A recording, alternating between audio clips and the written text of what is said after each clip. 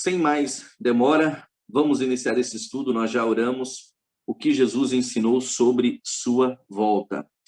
Jesus voltará em glória e majestade. É isso que a Bíblia diz. E essa tem sido a bem-aventurada, feliz esperança dos crentes ao longo dos milênios. Enoque, que foi o sétimo depois de Adão, já aguardava esse evento. Nós podemos ver isso em Judas, versículo 14. O livro de Judas só tem um verso, né? Só tem um capítulo. Então, por isso que diz Judas 14. Deixa eu abrir aqui minha Bíblia. O livro de Judas vai ser o penúltimo livro da Bíblia, né? Antes do livro do Apocalipse. E no versículo 14 diz: Quanto a estes, foi que também profetizou Enoque, o sétimo depois de Adão, dizendo: Eis que veio o Senhor entre as santas miríades. Olha só, o próprio Enoque esperava a volta de Jesus. E Enoque foi o sétimo depois de Adão, né? Viveu ali nos primórdios, no início, né? Jó, o primeiro livro da Bíblia a ser escrito, registra as seguintes palavras: porque eu sei que o meu Redentor vive e por fim se levantará sobre a terra. Jó capítulo 19, versículo 25. Então veja, estudiosos, eles creem que o livro de Jó foi escrito por Moisés e foi o primeiro livro da Bíblia a ser escrito. Apesar de ele estar ali antes do livro de Salmos, né, lá na frente, no Antigo Testamento, provavelmente ele foi o primeiro livro a ser escrito pelo patriarca, pelo escritor Moisés, ok?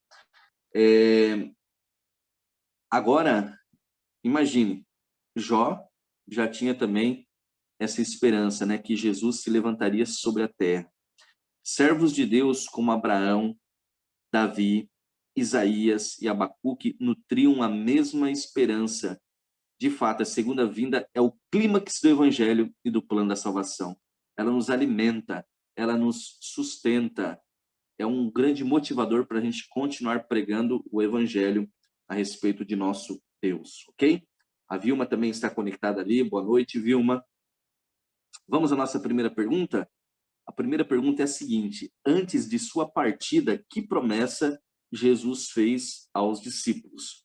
Por que nós falamos segunda vinda de Cristo? Porque ele já veio uma primeira vez, quando ele se encarnou na natureza humana, a divindade se revestiu da humanidade e Cristo, ele veio a este mundo, viveu 33 anos conosco, mas antes de ele subir ao céu, ele fez uma promessa. Antes de partir, ele deixou uma promessa aos seus discípulos, uma promessa que é para todos nós.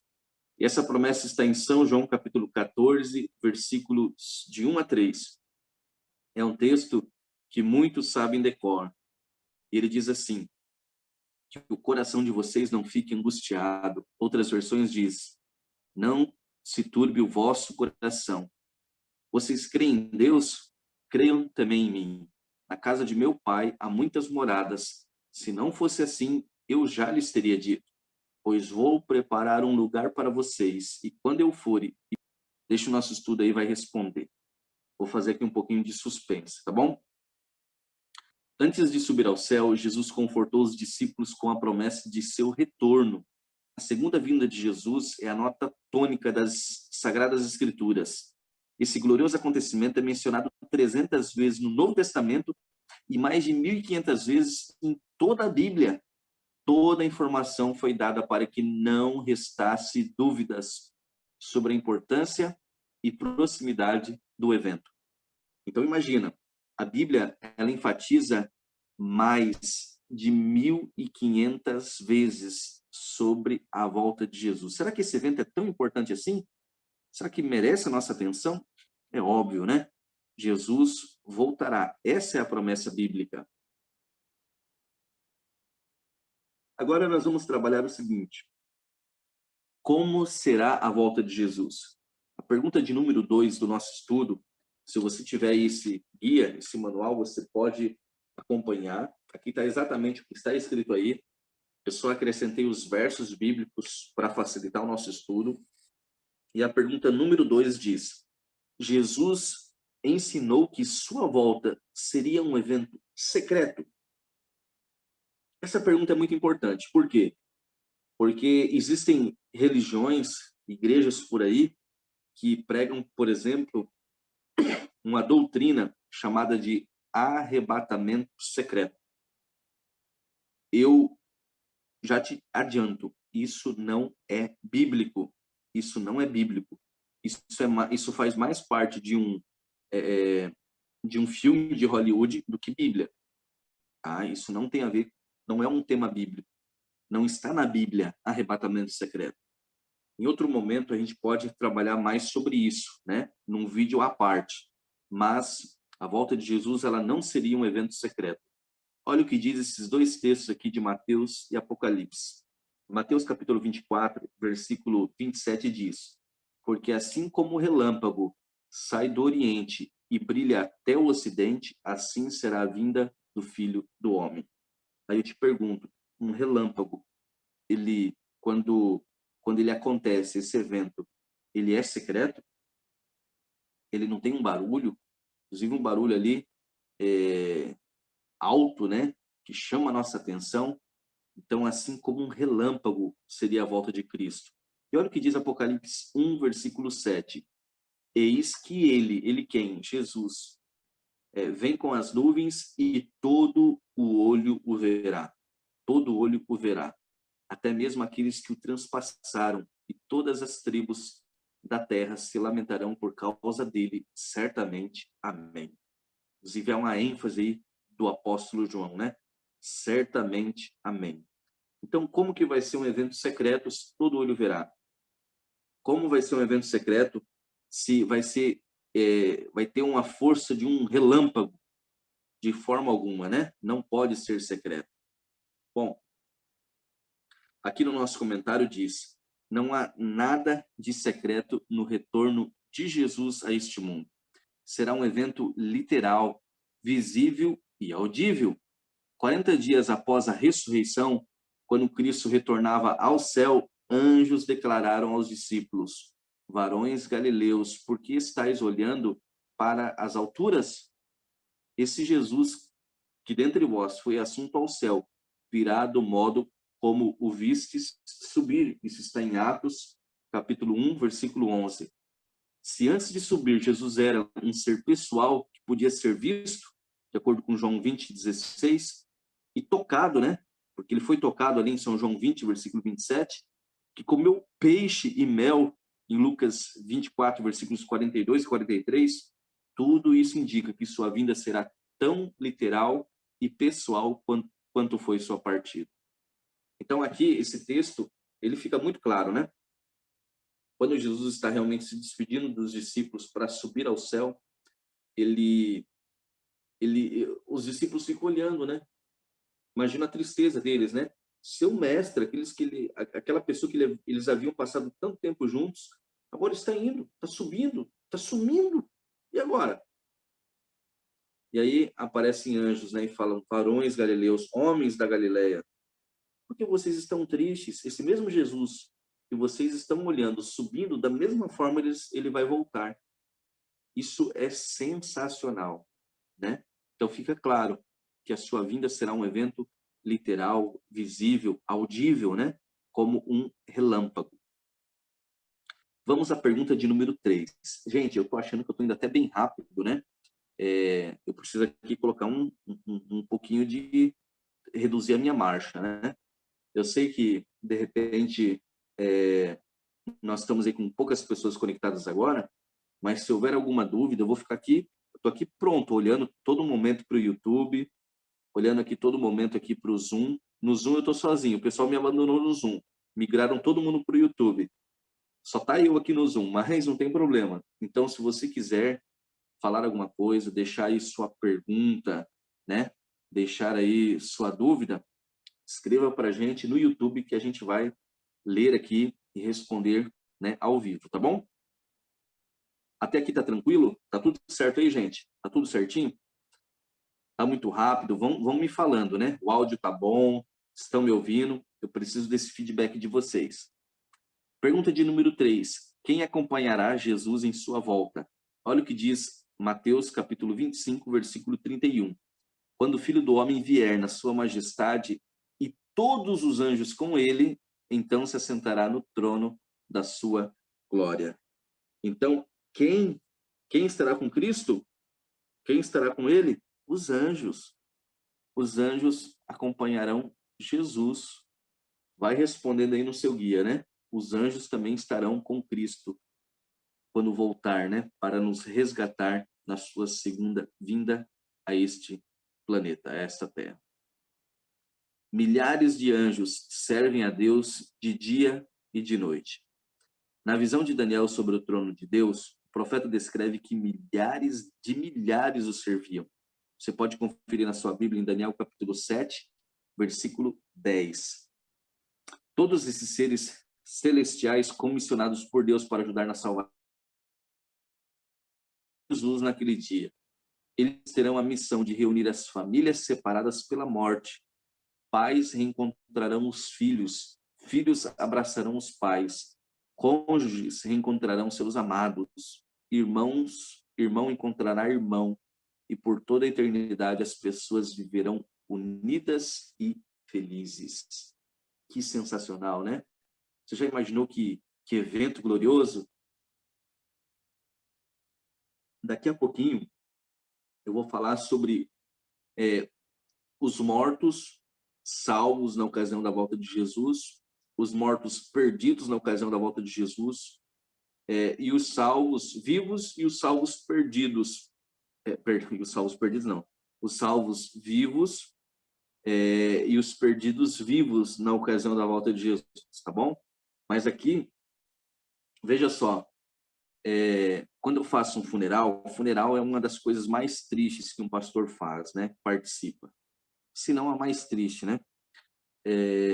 Eu gosto de enfatizar, principalmente quando nós estamos ali acompanhando a parte do sepultamento no cemitério, e eu gosto de trazer esperança para as pessoas, dizendo para elas que naquele momento na terra, né, o cemitério é o lugar mais triste. Mas quando Cristo voltar, segundo a sua promessa, aquele será o lugar mais feliz da terra, porque milhares, talvez não milhares, né, se juntar sim todos os cemitérios, mas quem sabe ali dezenas, centenas de pessoas irão ressuscitar nos cemitérios para a honra e glória de Deus. Será realmente algo extraordinário.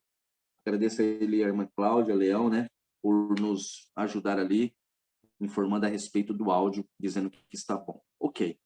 Agora, vamos falar sobre os objetivos da volta de Jesus. Por que Jesus vai voltar? Você já fez essa pergunta? Por que ele vai voltar?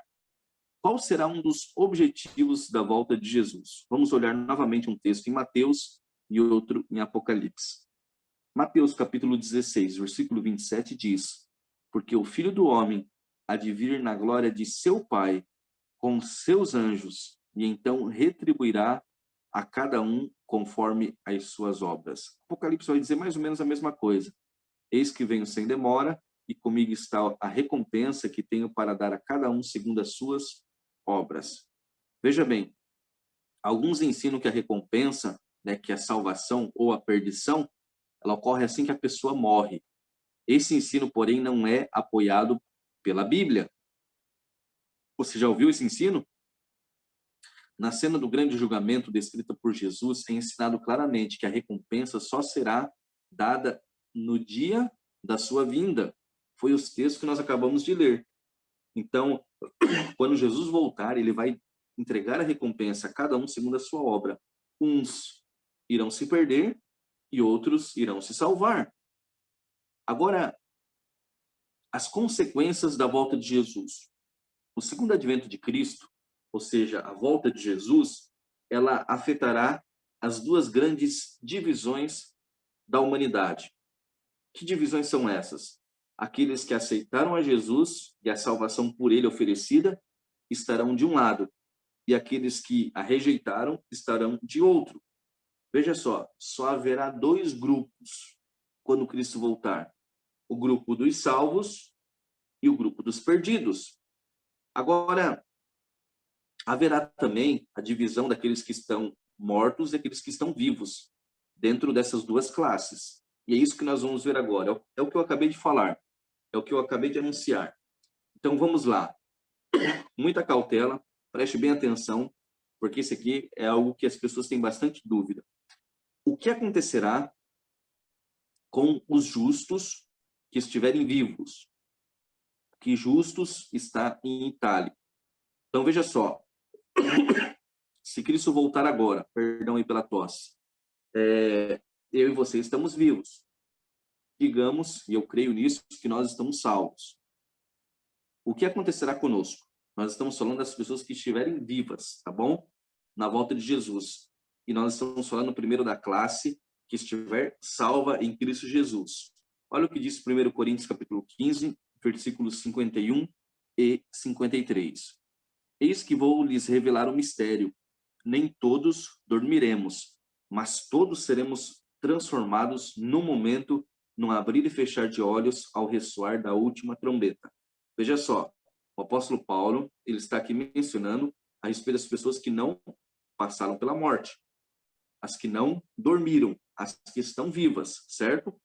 Ele diz assim: a trombeta soará, os mortos ressuscitarão incorruptíveis, e nós, ele está se incluindo porque ele imaginava que Jesus voltaria ainda nos seus dias. Olha quanto que ele tinha essa promessa fervente no coração dele. Então ele se inclui. E nós, o quê? Nós quem? Os vivos, seremos transformados, porque é necessário que este corpo corruptível se revista da incorruptibilidade e o que é mortal se revista da imortalidade. Então veja só, eu e você estamos aqui pela graça de Deus, estamos salvos. Se Cristo voltar agora, o que vai acontecer conosco? Nós não iremos passar pela morte. Por isso que Paulo diz, nem todos dormiremos. Ou seja, nem todos passaremos pela morte. Mas seremos o quê? Transformados. Nós seremos regenerados pelo poder de Deus. Então, só voltando à pergunta ali, para não ficar dúvida. O que acontecerá com os justos, ou seja, os salvos, por ocasião da volta de Jesus, né? Os que estiverem vivos, estamos falando dos vivos, tá? Eles serão transformados. Essa é a resposta, tá bom? Um grupo de salvos não provará a morte. Eles são descritos em Apocalipse 7 e 14. São chamados de 144 mil. Receberam o selo de Deus na fronte, ou seja, na testa.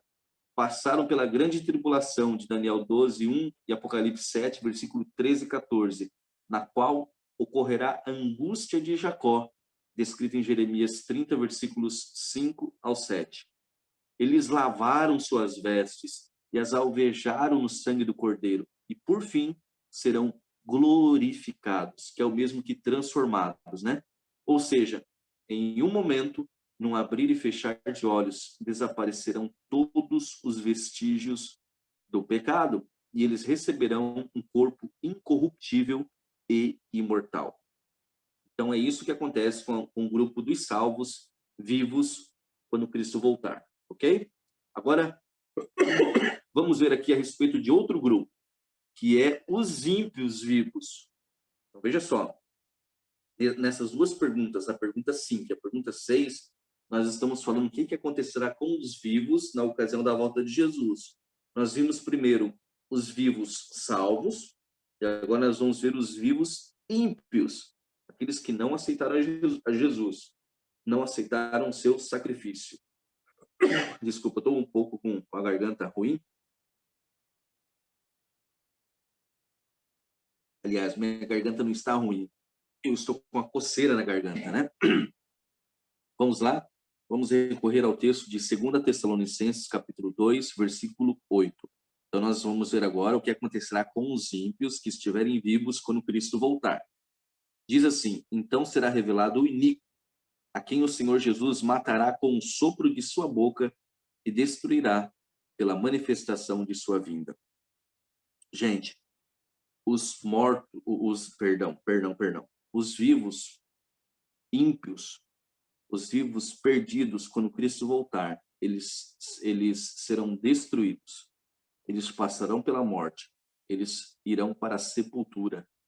E aqui, como diz a Bíblia, né? Serão destruídos pelo sopro da boca de Deus. Isso é o que acontecerá com os ímpios. Muitos ímpios morrerão durante os eventos finais da história, porém aqueles que estiverem vivos por ocasião da volta de Cristo, né, da segunda vinda, morrerão com o esplendor de Cristo e todos os fenômenos que ocorrerão.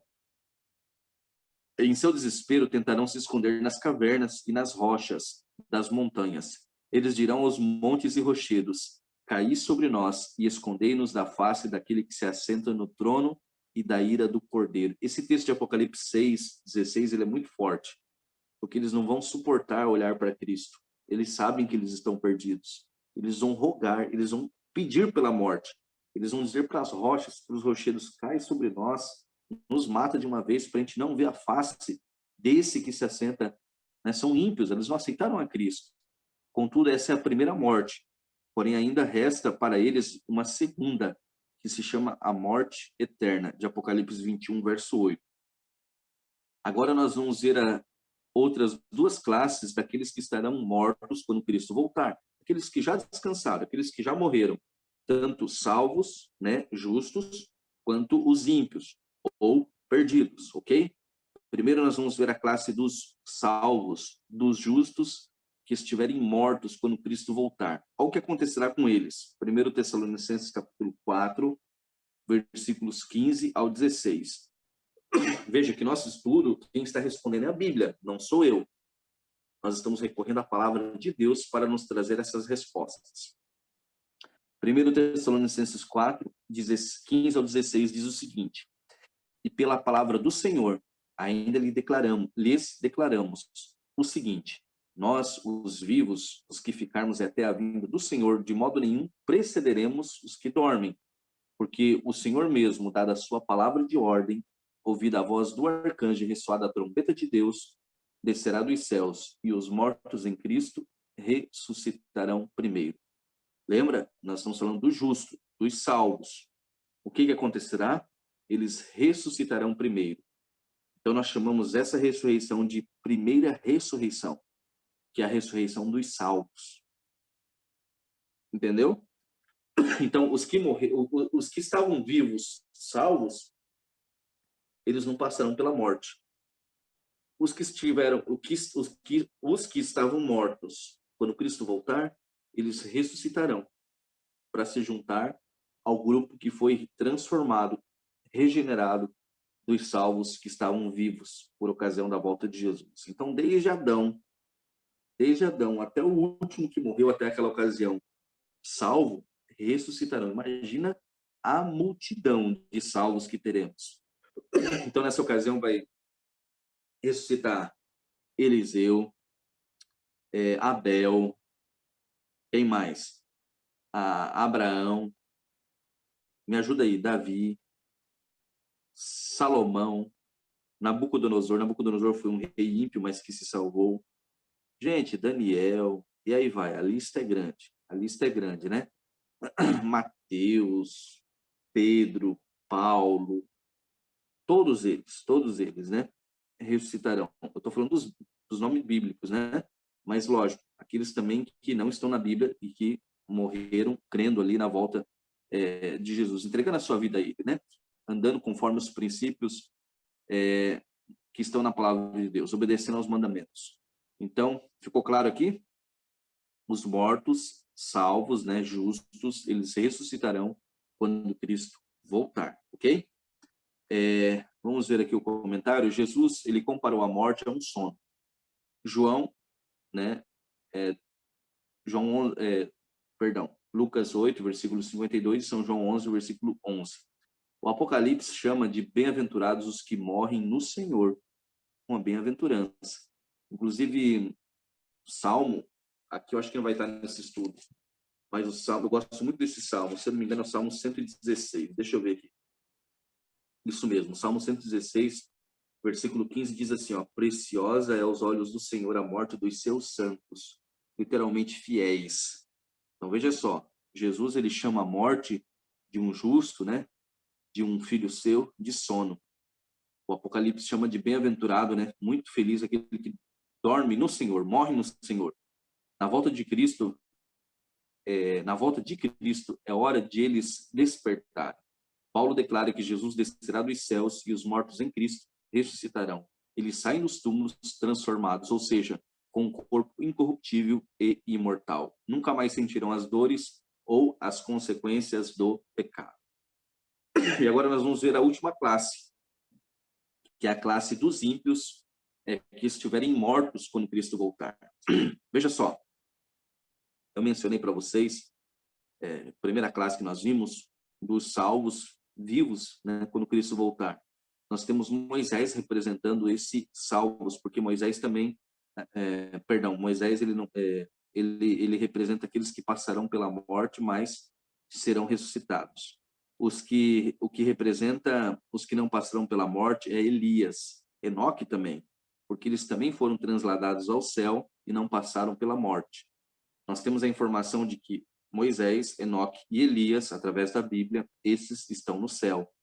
Também há um grupo dos que ressuscitaram com Cristo, mas nós não sabemos quem é. Alguns dizem que talvez naquele grupo estivesse João Batista, Abel, enfim, mas nós não sabemos quem é. Nós não temos revelação quanto a isso. Mas existe sim um grupinho bem pequeno de alguns salvos que já estão no céu. Mas quem morte, via de regra, vai para a sepultura. Só recebe a recompensa quando Cristo voltar. É o que nós lemos ali em Mateus e Apocalipse, né?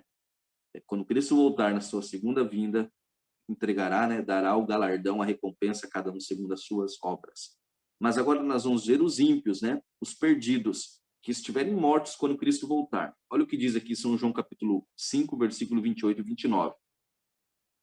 Não fiquem maravilhados com isso, porque vem a hora em que todos os que se acham nos túmulos ouvirão a voz dele e sairão. Os que tiverem feito bem para a ressurreição da vida, e os que tiverem praticado mal para a ressurreição do juízo. Então nós vemos, segundo esse texto, que os que praticaram mal, os que não aceitaram a Cristo, eles ressuscitarão também, mas para a ressurreição do juízo. E quando acontece essa ressurreição? Lembra que eu falei que essa é a segunda ressurreição? Vamos ver? Apocalipse 20, verso 5. Os restantes dos mortos não reviveram até que se completassem os 1000 anos. Esta é a primeira ressurreição. Então, mencionou a primeira ressurreição, e o restante, que fazem parte da segunda ressurreição, eles só vão reviver após os 1000 anos. Deixa eu ver como é que está essa explicação aqui, qualquer coisa eu explico novamente. Eu complemento ela. Os ímpios mortos não ressuscitarão na volta de Jesus, porém apenas 1000 anos depois dela. Essa é chamada a segunda ressurreição, assinalada pela condenação. Eles ressuscitarão da mesma forma que desceram à sepultura, serão enganados por Satanás e tentarão invadir a cidade santa, Nova Jerusalém, que desceu do céu. Quando, porém, marcharem pela superfície da terra, descerá fogo do céu e os destruirá para sempre. Isso está em Apocalipse capítulo 20, versículos 7 ao 9. Antes de ir para a pergunta número 9, a última pergunta, deixa eu dar uma explicação aqui desse cenário, porque de repente está confuso na sua mente. O que vai acontecer? Cristo vem. Aqueles que estão perdidos na volta de Jesus, eles morrerão pelo resplendor da glória de Cristo, certo? Nós acabamos de ver o texto. Ou seja, eles se juntam aos outros mortos. Eles vão para a sepultura. Então, todos os perdidos de todas as eras estão o quê? Mortos. Estarão mortos. A Bíblia fala que a Nova Jerusalém desce e os salvos, tanto os que estavam mortos como os que estão vivos na volta de Jesus, porque os mortos vão ressuscitar na primeira ressurreição, eles se juntam e sobem com Cristo ao céu na cidade santa, ok? A Bíblia menciona em Apocalipse 20, né, é o texto que nós acabamos de citar, que os salvos viverão no céu por 1000 anos. 1000 anos. Quando Satanás, ali, né, no livro do Apocalipse, diz... Está me atrapalhando bastante hoje, né? Desculpa, gente. Desculpa a tosse. Satanás, a Bíblia fala que ficará preso por correntes circunstanciais, ou seja, ele não terá quem tentar, porque os salvos estão com Cristo no céu. Todos os perdidos estão mortos. Então ele ficará desolado, sozinho nessa terra. Terá 1000 anos aí para pensar, repensar tudo que ele fez. Após o milênio, né, Cristo volta, a cidade santa desce. Quando está descendo, haverá a segunda ressurreição, que é a ressurreição dos perdidos. Então, todos os perdidos agora ressuscitam. A Bíblia diz ali em Apocalipse que Satanás ele seduzirá essas nações, que são esses povos. Eles irão tentar uma última investida contra a cidade santa. Quando eles tentarem atacar a cidade santa que está descendo, diz que descerá fogo dos céus e queimará a todos os ímpios. Esse é o fogo do juízo eterno, preparado sem mistura, é puro, é integral, é juízo mesmo, para valer. E os perdidos, inclusive Satanás, são aniquilados, são mortos, são destruídos. E esse mesmo fogo, ele purificará a terra. E o céu passará a ser aqui, o novo Éden. O Éden restaurado. Então, isso depois do milênio. Ok? Comenta aí se você entendeu. Senão a gente explica novamente, ok? Vamos para a pergunta de número 9. Última pergunta. Quais, né? Perdão, acho que são 10. São 10 perguntas. Então, essa é a penúltima. Vamos falar sobre os sinais da volta de Jesus. Em Lucas 21, versículos 25 e 26, nós vemos alguns sinais. E a pergunta é, que sinais preditos por Jesus indicariam sua vinda? Olha o que diz aqui o texto de Lucas, capítulo 21, versículos 25 e 26. Haverá sinais no sol, na lua e nas estrelas. Sobre a terra, angústia entre as nações, em perplexidade por causa do bramido do mar e das ondas. Haverá pessoas que desmaiarão de terror e pela expectativa das coisas que sobrevirão ao mundo, pois os poderes dos céus serão abalados. Então, os mesmos eventos preditos por Jesus, o grande terremoto, sinal no sol, sinais no sol, né, e na lua e nas estrelas, eles aparecerão, eles aparecem na descrição que Apocalipse faz na abertura do sexto selo. Você pode ver em Apocalipse capítulo 6, versículos 11 e 12. Esses eventos já foram presenciados na história. Esses eventos já foram presenciados na história. Por exemplo, nós temos o grande terremoto de Lisboa, né, capital do Portugal, que aconteceu no dia 10 de novembro de 1755, certo? Deixa eu só abrir aqui minha Bíblia, que eu tenho aqui uma anotação. Eu só quero fazer uma rápida conferência aqui. Vamos ver se... Deixa eu ver, Apocalipse capítulo 6. Dá só um segundinho. Tá, tô conferindo só essa data aqui. Realmente, foi 1755, tá?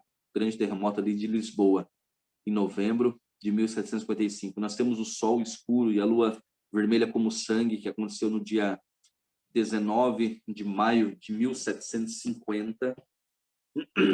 Deixa eu só ver aqui também.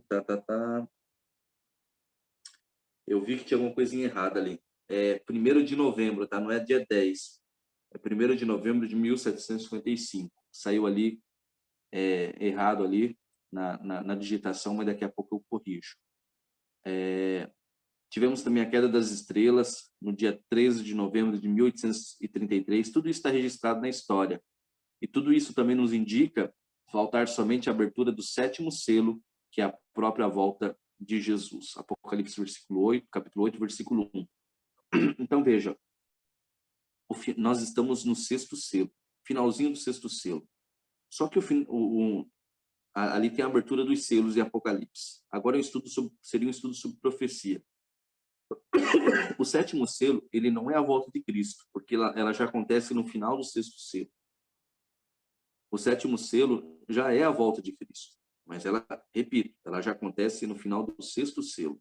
E nós estamos vivendo no final do 6º selo, então nós estamos muito próximos da volta de Jesus. Temos que nos preparar. Agora, que sinal o apóstolo Pedro, ele apontou a respeito da volta de Jesus? Que sinal? 2 Pedro 3, versículos 3 ao 4. Antes de tudo, saibam que nos últimos dias virão escarnecedores com as suas zombarias, andando segundo as suas próprias paixões e dizendo: onde está a promessa da sua vinda? Desde que os meus pais morreram, todas as coisas permanecem como desde o princípio da criação. Eu quero, por curiosidade, para ajudar aqui no nosso entendimento, no nosso estudo, eu quero ler esse mesmo texto na Nova Versão Transformadora. Eu sempre gosto de recorrer a alguns versos da Bíblia para esta Bíblia, porque ela é uma Bíblia muito boa. É uma Bíblia que eu gosto de utilizar para estudos, né? Olha o que diz aqui nessa versão. Em sua ganância inventarão mentiras. Deixa eu ver, 2 Pedro, perdão, capítulo 3. Eu vi que estava errado. Capítulo 3, versículos 3 ao 4. Acima de tudo, quero alertá-los que nos últimos dias surgirão escarnecedores que zombarão da verdade e seguirão os próprios desejos, dizendo: que houve com a promessa de que ele voltaria? Desde antes do tempo de nossos antepassados, tudo permanece igual, como desde a criação do mundo. Então, muitas pessoas zombam, tiram sarro. Ah, você acredita nisso? Isso é uma piada. Você acredita que Jesus vai voltar mesmo? Desde que o mundo é mundo, permanece tudo igual. Então, Pedro alerta para esses que tiram sarro, para esses que zombam. Essa é a maior promessa. A volta de Jesus é a maior promessa bíblica. Ela está prestes a acontecer. Agora, eu e você, nós temos que nos preparar para esse encontro, preparar para essa promessa.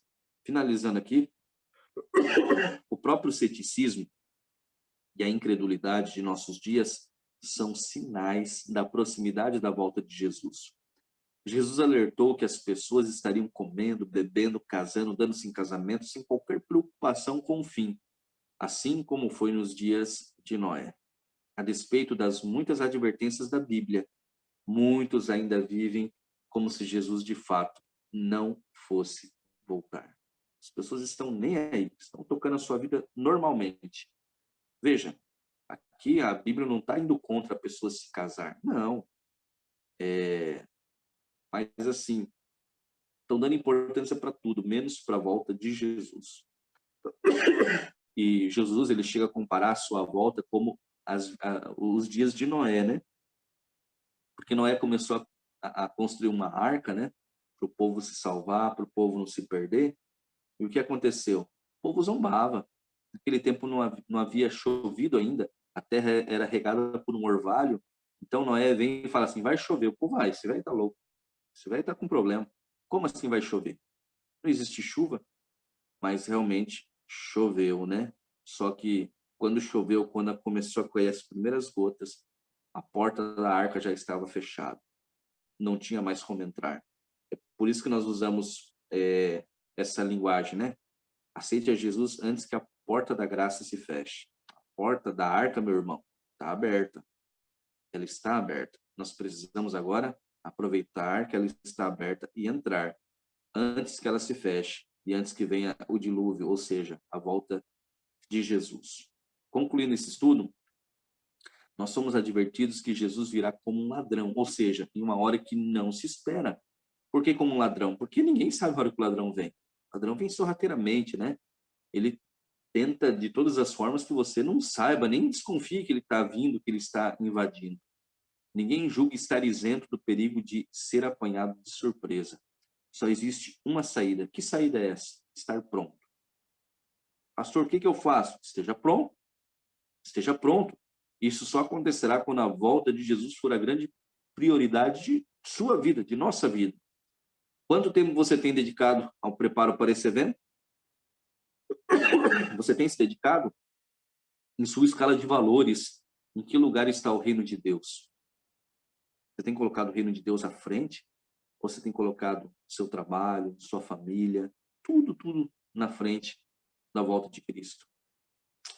Isso tem que estar em primeiro lugar no nosso coração. As 24 horas que Deus te dá, a cada dia, quanto tempo você está reservando, por exemplo, para a leitura da Bíblia e para a oração? As respostas a essas perguntas ajudarão você a conhecer quais são suas prioridades. Forte, né, gente? Muito forte. Vamos finalizar aqui com a nossa decisão de hoje. Tenho 3 perguntas para você. Responde aí no seu coração. Primeira pergunta. Compreendo que a volta de Jesus será visível, pessoal e literal, e que somente em sua volta a recompensa será dada a cada ser humano. Você compreende assim? Se você compreende, escreve aí na sua lição. Decido, hoje, pela graça de Cristo, fazer todo o preparo para a volta de Jesus. Desejo se preparar? Responde aí. E por último, desejo, com a graça do Espírito de Deus, alertar outros sobre a breve volta de Jesus. A pessoa se perdendo. A pessoa se perdendo. E eu e você somos comissionados, chamados a alertar outras pessoas também. Pregar sobre a volta de Cristo. Deus te abençoe e te ajude nessa caminhada. É o meu desejo, em nome de Jesus. Amém.